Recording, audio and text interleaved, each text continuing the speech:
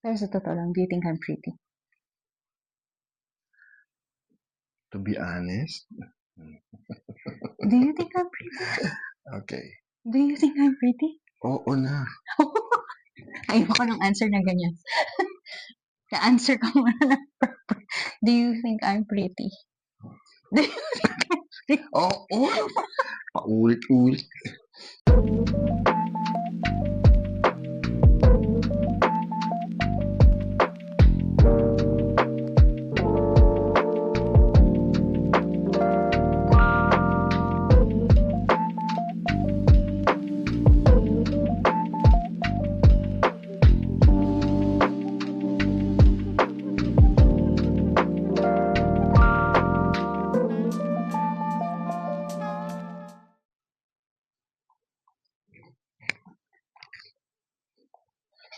Welcome to the Himalayas. Ay, hindi pala.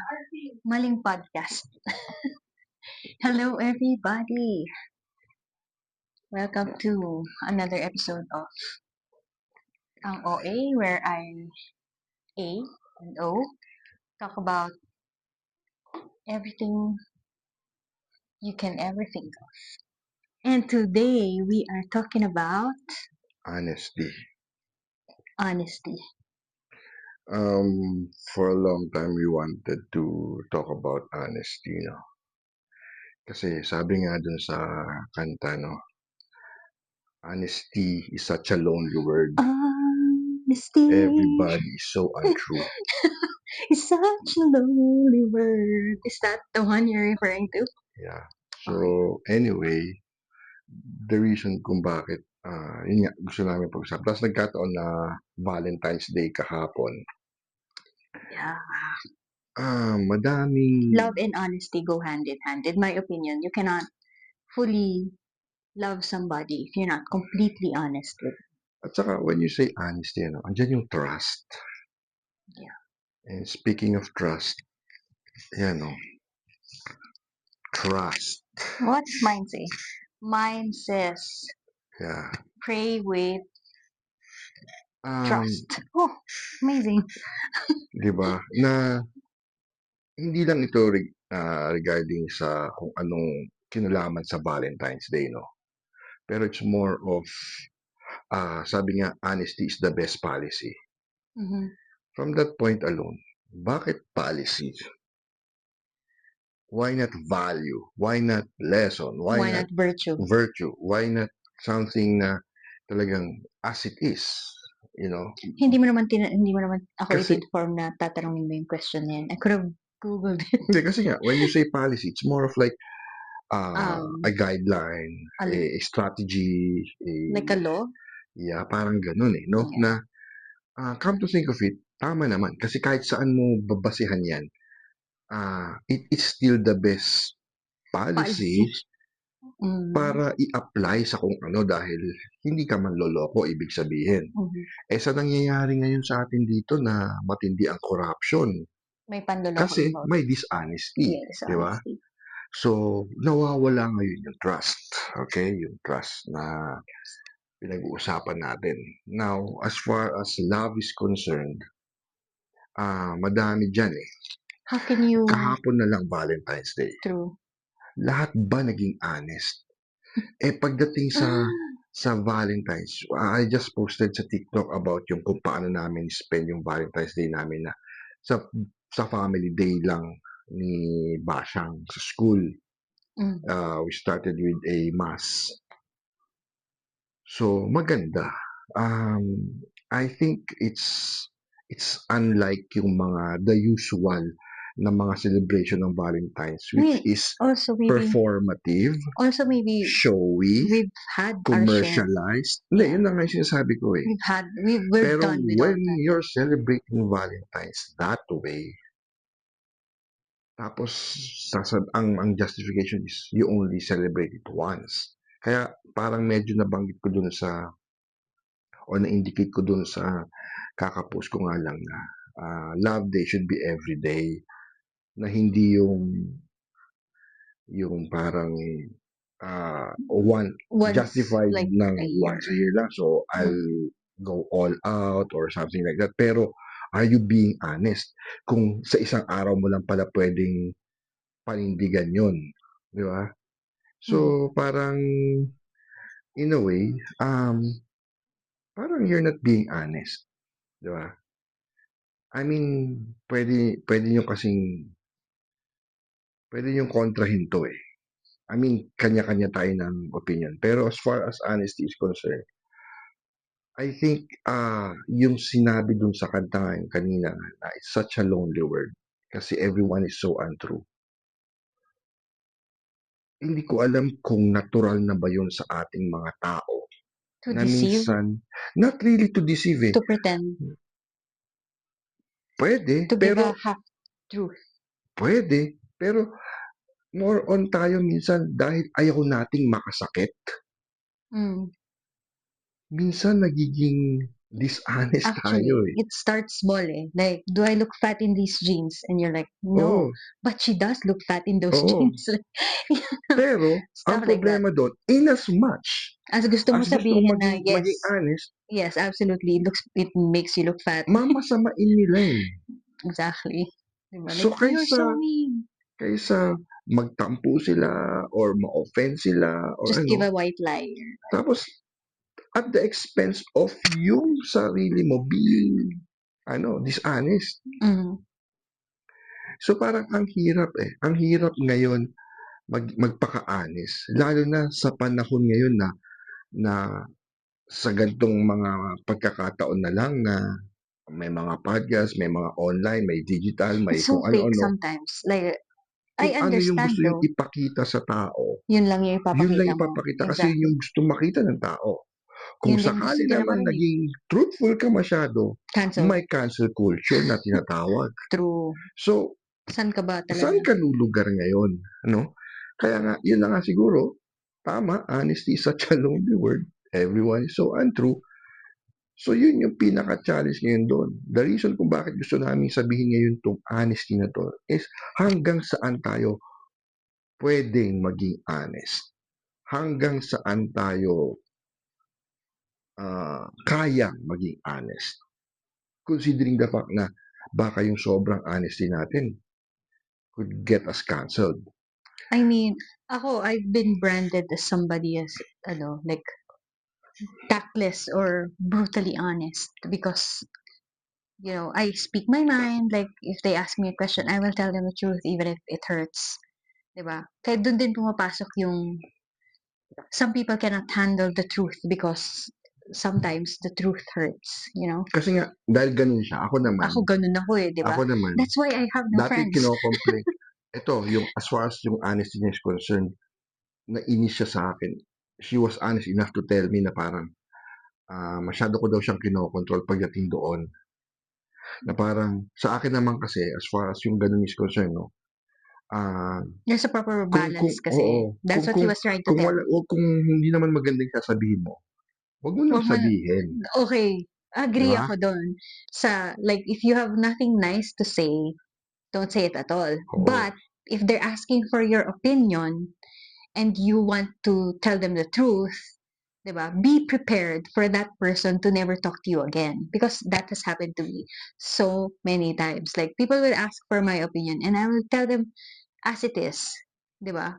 Kasi I am a friend. And ako, if you are a friend, ikaw yung magsasabi ng masasakit na katotohanan dun sa kaibigan mo. Because if not you, then who? 'Di ba? Sino bang may guts na magsabi ng totoo sa somebody that you love?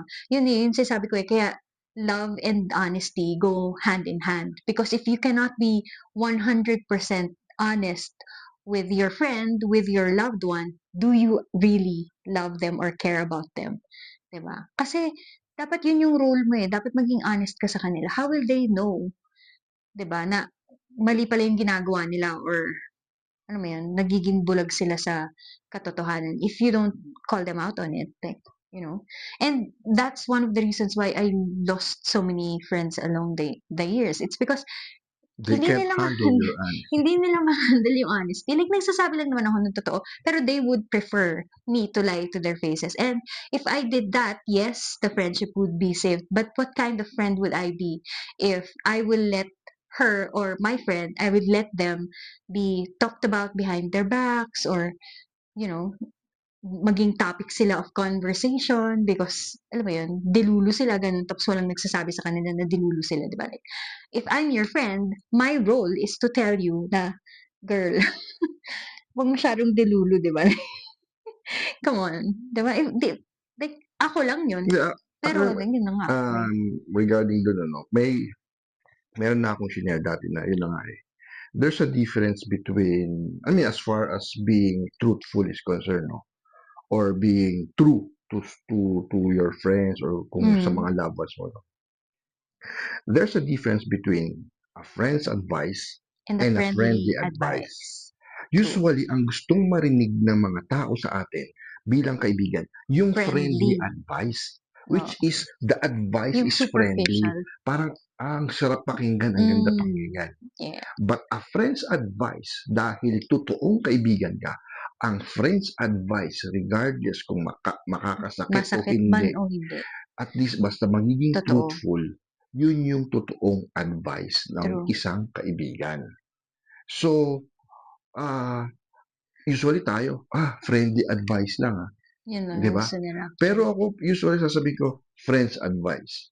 Marami ng, Because like at what point I remember you asking people do you want a friend's advice or do you want yes, a I friendly usually advice?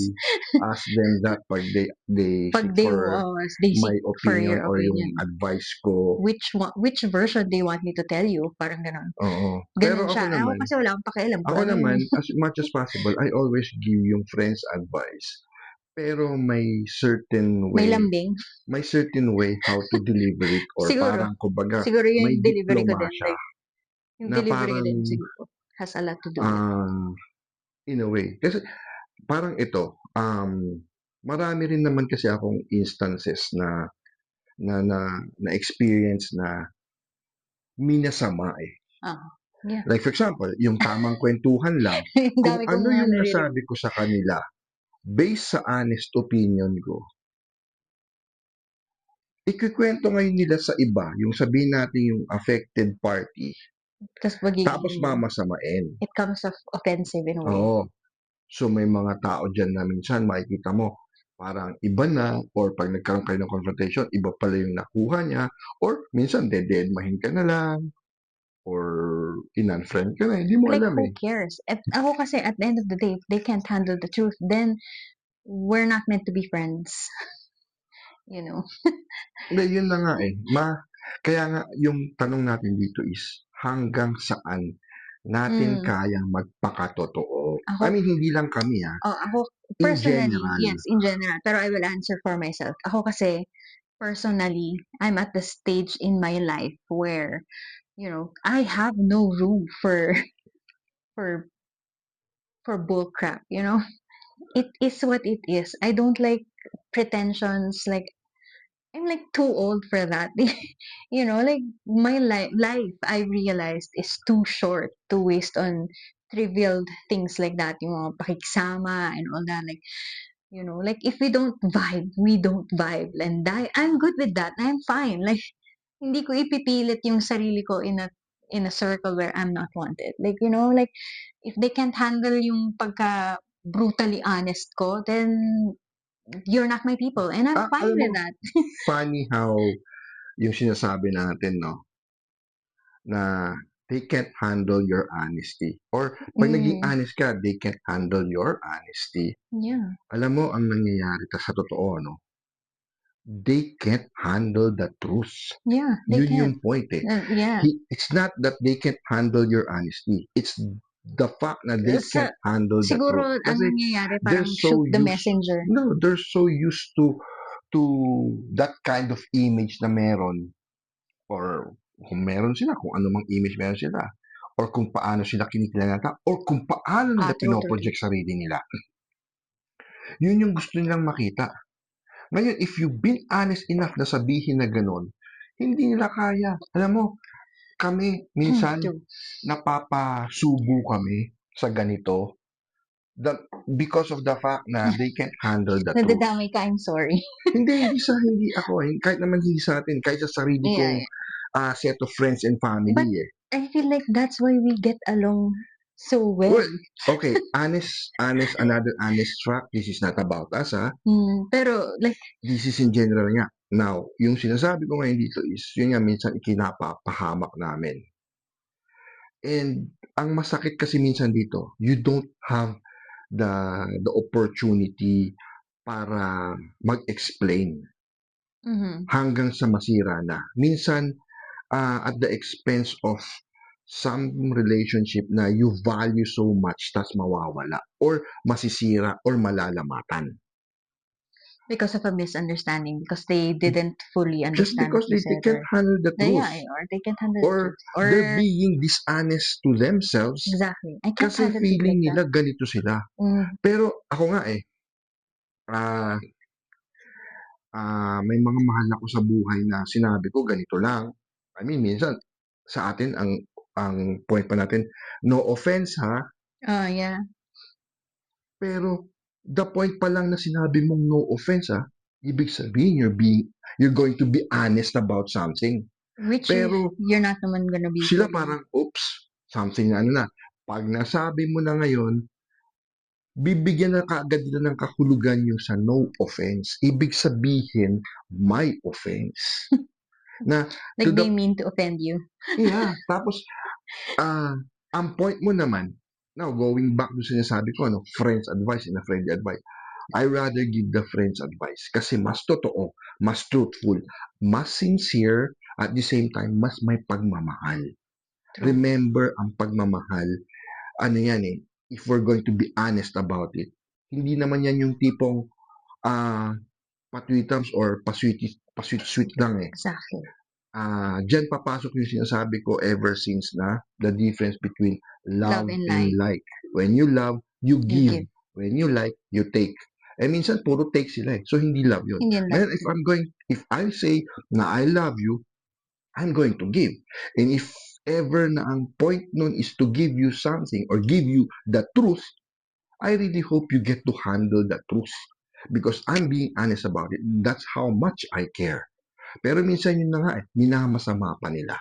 I think maybe sinabi mo kasi na, alam mo yun, yung the reason why they can't handle the truth is, it's not that they can't handle the person or the messenger who gave out. It's just that the mirror, they can't handle yung, I guess, alam naman nila 'di ba? I'm sure they know the truth, 'di ba? Pero when it comes from another person, parang hindi nila matanggap, gano'n. So parang ang tendency is nagiging defensive sila. I feel like gano'n sobrang daming instances na gano'n naging sobrang defensive kasi parang mag-e-explain na sila ngayon na, "Hindi, kaya lang naman ako ganito, is because ganito, hindi mo naintindihan kasi yung Pero kung childhood ko ganun, like ganito, like all of a sudden it's because of what happened in the past na parang collectively kaya naging silang gano'n." Pero like if you're aware of that already, pero kung ganun 'di yung ba? issue nga na they're so Dapat concerned about what other accept mo na. people will say or will think about them. Yeah. Minsan, kung tutuusin mo, baliktad Yung iba kasi, sabihin nila, kung ibang tao yan, matatanggap ko pa Pero dahil ikaw Pero na, dahil galing sa'yo, na mas close ko o dahil mahal ko, 'di ba dapat mas siya, matanggap mo 'yun? exactly. Right? So, dapat mas matanggap mo yon. Kasi wala akong sasabihin para masira tayo. That's how much I care. That's how much I love you. Like, 'di Ayokong ba? masira Exactly. yun. Kaya nga, I'd rather be honest and tell you kaysa marinig mo pa sa iba. Like for example alone, kami as parents, we don't, we tell our children We they're don't ugly today. patronize our children na, We don't condone their delusions. we don't patronize you. Wow, Wow, galing. galing mo No, naman. hindi. Minsan, we are their number Hindi one masyado critic. like, Kasi we yan na ba want it yun? that way. Na Parang parang hindi give, masyado. give it to them straight na, no? Yeah, no sugarcoating. Like, we do not cuddle our children. We don't want them to be weak or Figuratively, figuratively, like, alam mo yun, like, gusto namin, kung meron silang ikaka-proud dahil ginawa nila, gusto namin maging proud sila dahil, number one, they did it, di ba? And it's the right thing to And do. it's the right thing to do. Number two, yung kumbaga, walang pretension, walang, hindi kailangan, alam mo yun, like, sasabihin mo maayos or maganda or magaling sila, pero mediocre. Like, Ayaw naming ayaw namin masanay sila sa mabuhay sila mediocrity, ganyan. sa ilusyon Exactly, magiging na delusional na parang, na ganito. like, Sabi na, particularly, 'di like, ba? Ito yung common example na lang na, sabi naman ng parents ko, nanay ko, magaling ako kumanta maganda daw or ako. maganda ako. Like, ako, Siguro sa taste niya, oo, or dahil, victim ako ng nanay ko, ng delusion niya na magaling akong kumanta. Diba? So, lumaki ako thinking, galing ako. pero we explain it Ganon in a way na factor. maintindihan nila na Hindi naman hindi like harsh. offensive. Hindi naman like we're not super duper harsh. Harsh in a way because it is the truth and the truth hurts. Pero at some point, we explain to them na kung hindi kami yung magsasabi sa kanila, sino pa? 'Di ba? Magulang nila kami. If anybody has the right to tell them that they're lacking in something, in an aspect of whatever, it's us. Kasi kami yung, alam mo yun, kami yung naglagay dito sa earth. Kumbaga, we are the representatives of the Lord. Ganyan. So, alam mo yun, like, hindi naman to the point na ibubuli namin or whatever. Baka sabihin naman, yung kawawa naman yung bata, binubuli. Hindi ganon. Like, ano mo yun, like, ayaw lang namin maging delusional sila. So, kung hindi, kunyari, may artwork na ginawa yung anak namin, we're not gonna say that it's the best one if it's not. Like, you know, like, we're gonna be honest. We're gonna give But at the same proper time, feedback. sinasabi din namin na You did it's great based for... on our standard. Exactly. Sa standard ng iba, it Siguro, could differ. pwede na yan. Baka possible na iba, no? True.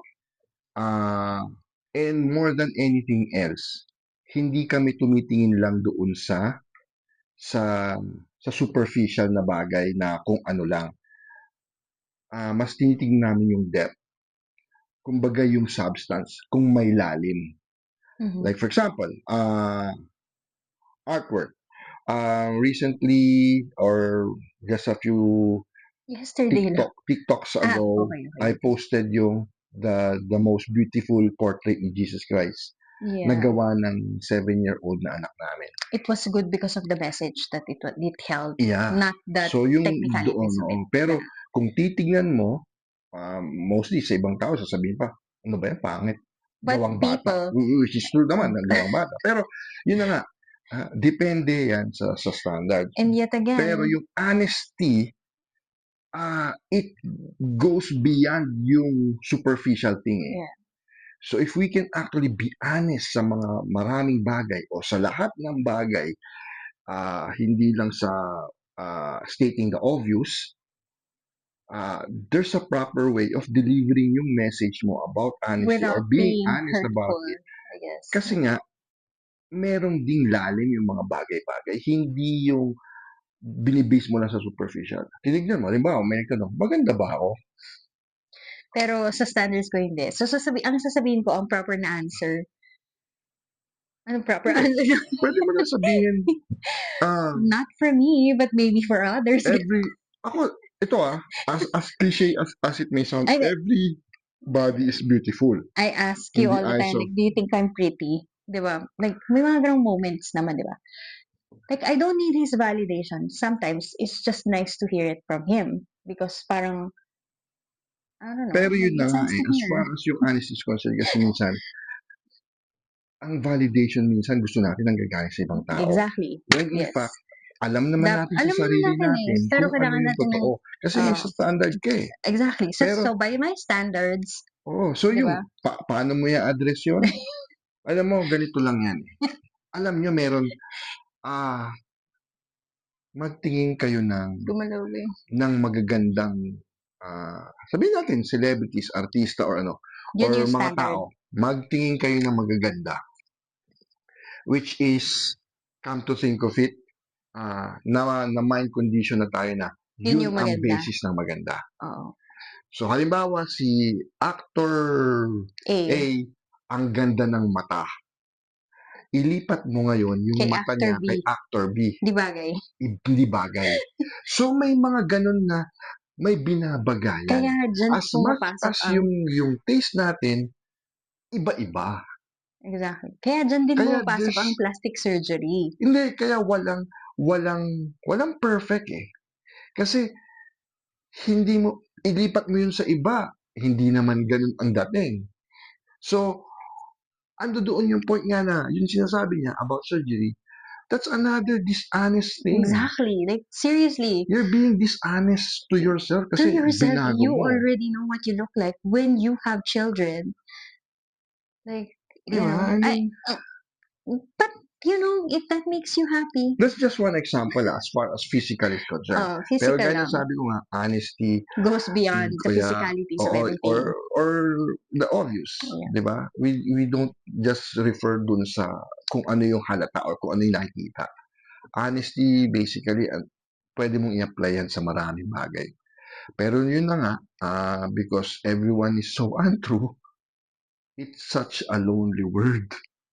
Or it's such a lonely value, virtue, or kung ano yan.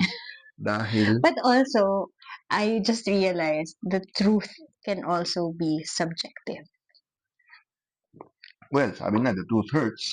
Yeah, but it can also be subjective. Your truth is not necessarily my truth. May ganun na din kasi, di ba? Okay. Okay. Ito. We can go political about this. Yung Or, mema lang. no, not really mema lang. Kasi, kumbaga, it is the best example na pwede natin Oo gawin. nga, pero like, Okay. ang nakakainis kasi yung ganun eh. Yung, May, considering na ang tao may iba-ibang paniniwala. yeah, exactly. Sabihin mo, sa religion na lang eh. Religion-wise, Okay, iba-iba ang iba paniniwala talaga. natin. Pero, ang iba-iba nung pananaw natin, nagkakaroon tayo ng iba-ibang katotohanan, iba-ibang truth. Exactly. So, yung sinasabi ngayon ni A na subjective yan, Truth, yeah. kasi iba ang pananaw mo, then you always go back. Alam nyo, nung bago pa lang kami, when we were starting ang out, sinasabi ko sa kanya lagi, you have your truth, I have mine. Para magkasundo tayo, we go sa gitna. Okay? To balance everything. Tanggalin mo yung truth mo, tanggalin ko yung truth ko. Ano anong ba naiwan? ang totoong truth as far as... It's not his, is not mine. No, not really kung kanino eh. Pero ano yung truth talaga based sa kung ano ang gusto ng Diyos. Diba? Okay. Ngayon, yung sa example ko na iba-iba tayo ng religion, then you always go back doon sa point na saan ba lahat nagsimula. I think lahat naman tayo magkakasundo kung saan lahat nagsimula at kung saan papatungo yan. Hindi din tayo pare-pareho ng paniniwala kung saan tayo nagsimula.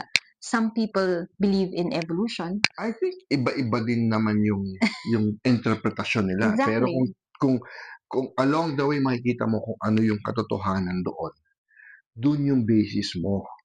Para in a way, magkasundo kayo sa truth. Kasi minsan nga, yung pagiging subjective na yan, nawawala na eh. Now, when I said a while ago na we can go political about this, kasi ganito yan eh. For example, yung sa nangyayari nga ngayon na iba, ito eh, ang sama lang pakinggan na as far as opinion na sino ang nagsasabi ng truth. Ang yabang ngayon ng mga abogado. I mean, no offense pero ando doon yung... There you go with that. No offense. Ando doon yung yabang in the sense na, lalo na yung sinasabi, hindi ka naman abogado eh. Okay. Abogado lang ba ang pwedeng magsabi? Hindi naman. Oo. Now, as far as being a lawyer is concerned, kung yun yung totoo at ultimate na truth, bakit dalawang abogado rin yung nagtutunggali pagdating sa kung anong katotohanan? Exactly. So sa point pa lang ngayon, pareho na kayong may magkaibang truth. So, ngayon, the mere fact na ganun nga, nagiging subjective yan, always go back dun sa ano talaga ang tama. Kaya nga merong the way, the truth, and the life. Diba? So, but that's our belief. Other people will not agree. Well, nasa sa kanila na yun. Pero doon yun na na nga. papasok ulit But I'm just yung, saying, doon na nga okay, pumapasok yun. magkakaroon It's ng, different kasi if you have, ng subjective truth may between the subjective. two of you, Exactly. then we can always present that. Kasi kami, Exactly. nanggagaling na yun sa amin, na sinasabi ko, nasa gitna na. Nasa gitna. Siya na yung, Yung gitna namin. hindi na, di ba? I Na I don't- can always, Okay, so, iwan na natin lahat yan. Meron akong naisip na magandang i-include dito sa, to. So, sa Reddit kasi merong, doon, may, like, a channel, I suppose, a subreddit na yung tawag, gigil ako. Tapos, basically, pinupost ng mga tao kung anong nakakagigil sa kanila. Now, when it comes to honesty, ano nakakagigil sa'yo? Like, ano yung nakakainis talaga na parang, buwisit to eh. Like, it's staring you in the face that you're absolutely not being truthful. What is it? Like, what just grinds your gears?